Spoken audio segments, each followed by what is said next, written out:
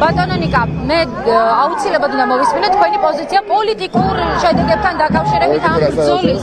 პოლიტიკურ შედეგებთან. ჩვენ ხედავთ, რომ 160 დღეზე მეტია ხალხმა გაძლო ქუჩაში. თქვენს სხვადასხვა ფორმით ერთობით ყოველთვის ამ ვიღაც რა შეიძლება გაკეთდეს იმისთვის, რომ ნიჰილიზმი არ დადასოს ქართულმა ოცნებამ საბოლოოდ. გამორიცხული არის. უბრალოდ უნდა გვესმოდეს, რომ ბრძოლა ამ ეტაპზე არის რუტინული, დამღლელი, მაგრამ მნიშვნელოვანია დისციპლინირებული, ყოველდღიური დაუღლელი ბრძოლა. ეხლა პოლიტიკური სპექტრი ამ პროცესში ისევია ჩართული, როგორც თითოეული სხვა მოქალაქე, ხო?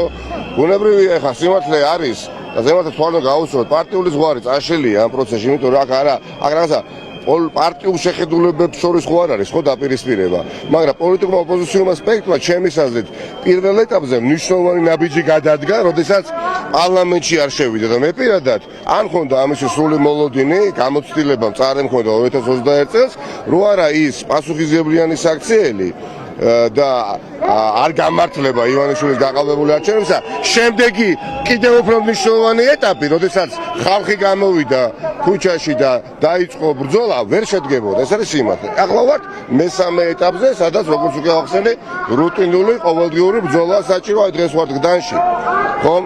და ასე უნდა ვიყოთ ყველგან ყოველთვის. საერთაშორისო საზოგადოების მიერ პოზიცია ჩამოყალიბებული არათუ არის უკვე, არამედ გადაწყვეტილებები მიღებულია და მთელი რიგი კიდევ მნიშვნელოვანი გადაწყვეტილებები პროცესშია. მაგრამ რაც არ უნდა გადაწყვეტილება მიიღოს ვაშინგტონმა და ბრიუსელმა, ამ ქვეყნის ბედი გადაწყდება გდანში, სამგორში, ზუგდიდში, თბილისში, თათმინდაზე, არ ვიცი, კასპში, გორში და არ ვიცი, ჩოროწყუში და სხვაგან და სხვაგან. აი ამაში დარწმუნებული ვარ. რაც შეიძლება მეტი კომუნიკაცია საზოგადოებასთან. ამას არ აქვს ალტერნატივა. ვინაიდან ვაშინგტონში რა სიტყვის ჩვენი საუკეთესო მეგობარი და ბრიუსელში როგორ შეიძლება იმის ხორეს არა მნიშვნელოვანი, ძალიან მნიშვნელოვანი, იმაზე უფრო მნიშვნელოვანია გდანში ჩვენი თანამოქალაქე რას ფიქრობს და მას мотиваცია გაეზარდოს, მას ოპტიმიზმი გაეზარდოს და გაეზდება, როდესაც დაინახავს იმ ხალხს განსაკუთრებით, ვისაც შეიძლება სულ ოდნავ მაინც მინიმუმ მეტი პასუხისმგებლობა აქვს საზოგადოებრივი პოლიტიკური პროცესების წარმართვაზე. ამ შემთხვევაში აი ნაწილს გულისხმობ, ვინც დღეს აქ არის, აქტიური ნაწილია. ნუ გვექნება მოლოდინი, რომ ყოველ დღე ყველა გარეთ იქნება, ხო? ეს ასე ვერ მოხდება, მაგრამ სპორადულად ხალხი გამოდის, ვიღაცა კვირაში სამჯერ ახერხებს, ვიღაცა კვირაში ორჯერ ახერხებს, ხო? წინა კვირას ახლა სამგორში ვერ მოვახერხე მაგალითად, მაგრამ დღეს ვარ აქ. რუსთაველის გამზირზე ყოველდღე უნდა ვიყოთ და ვიქნებით. და ჩვენი დღეს ის ძალიან მნიშვნელოვანი გუნდა, რომელიც უკვე აზრითებულია, გადაიქცევა დემოკრატიულ ზვავა და ეს დემოკრატიული ზვავი წალეკავს ისე ავტოკრატიულ რეჟიმს, რომ ამ ქვეყანაში მრავალპარტიული კოალიციური მმართველობა იქნება, სადაც ხალხი გდანელი, მაგალითად, აი გდანელი, მუხიანელი, ავჭალელი ჩათვლის, რომ ის განსაზღვროს საკუთარ ბედს. აი ეს განცდა და ემოცია არც ერთი ხელისუფლების პირობებში არ ქონია მოსახლეობის დიდ ნაწილს, რომ და გდანეს მას შორის, რომ ის განსაზღვრავს საკუთარ ბედს კი არა, საკუთარ ბედს, ანუ ქვეყნის მომავალსაც.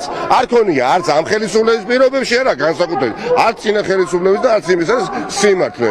მაგრამ უნიკალურობა ამ პროცესის რა შემდგომარეობს, როცა ამ პროცესში ვართ ახლა პირველად